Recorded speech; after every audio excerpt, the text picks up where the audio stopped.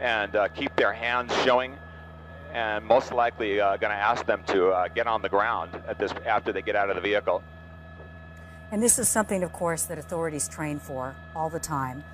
But at this point, they cannot be clear about the number of people inside of that vehicle. People can have an idea of what's occurring, but this is the point when they have to clear the area, clear the vehicle. Usually at this point, we know that the side streets are shut down so that new vehicles cannot get into the area. And we'll watch, as you do, as they go through these steps.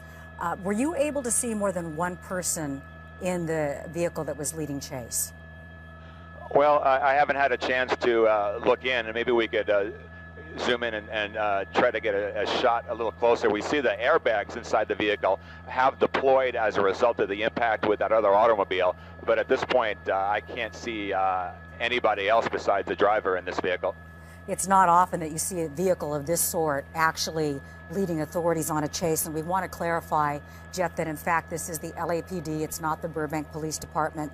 We know that the original call came in the Foothill Division, and so it was the LAPD that gave chase. And we're watching along there. It looks like there are at least a half a dozen black and whites there on Alameda. It's now just about the 5 o'clock hour, so this is the time of day normally when people would be going home from work. However, it's a holiday, which would seem to be a plus in this situation because fewer people are on the streets, fewer pedestrians are on the sidewalks. I'm joined right now by Carlos Amezcua, and we're watching this unfolding live here. Well, the concern, Fox. of course, is we don't know what's in the back of that van. Correct. How many people, what's in there, are there weapons?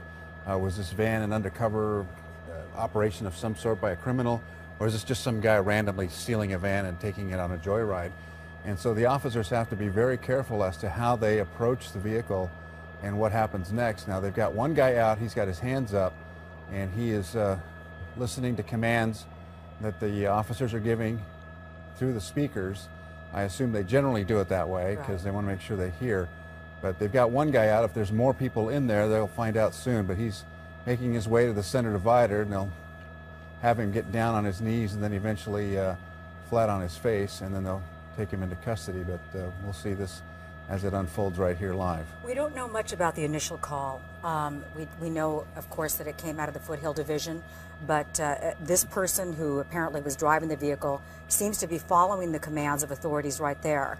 And this takes time. They have to follow protocol, and this is all done in the safety of not only the public at large, but the officers and even the suspect. Well, the crazy thing is this was not a high-speed chase. It was kind of a slow-speed chase. He blew through a couple of stop signs and a couple of lights.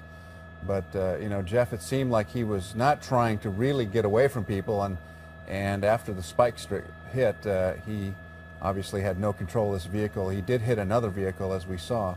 But now they've got to concentrate on the van. They've got him on the ground. What's inside the van? The big mystery. There may be nothing in the back of the van. We don't know. This will take time as they secure this area. There you see them now approaching the van very carefully to see what's inside. They'll open the back door and look in. And we'll get the all clear here in a second. It's more difficult, of course, when you don't have access to look through windows. Yeah. And so because this is the back cab of that van, extra precaution will be used. There's the all clear. Yes. And this is all by protocol. If we could learn more about that initial call, it would certainly help us of what actually occurred in the Foothill Division. But Jeff, are you able to let us know, are people being held back from this area to the best of your knowledge? Have streets been cordoned off, or is traffic being allowed in at all? Well, there is no traffic allowed on the street that he's on right now. Let's keep the camera back. Let's keep the camera back over where the suspect is. Thanks. Are they still on Alameda? No, he made a right-hand turn on Alameda, and I'm not exactly sure what street this is at this point. Well, now they're going to cuff this guy and take him away. It looks like the van is clear. It doesn't look like anything other than what looks like solar equipment. Is that what that says? That side of that van? I can't read it because we've got our Fox. American Solar is what we had as the vehicle. Once in a while we see unusual vehicles giving chase. Rental vans. Yeah, lately it seems like we've had some unusual ones, but it appears that there was just one person in that vehicle. As if enough isn't going on today on a Martin Luther King Jr. holiday. Lots of people at the beach, the inauguration, and then always some knucklehead takes a van or a car or something and Can happen any day of the any week, day even of on the a week. holiday. Even on a holiday. All right, Jeff, thanks very much for that. Looks like this is pretty much a wrap. They've got it figured out. The van is empty of any other suspects. They've got this suspect in custody. And you can see police officers now directly behind that vehicle.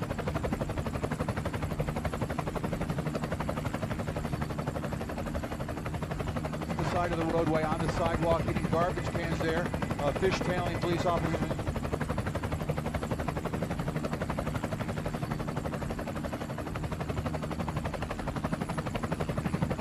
We're going to have the takedown going on here. We have people bailing out, somebody putting their arms up, running over the hood of a car there. A driver still in the vehicle. We believe in the vehicle.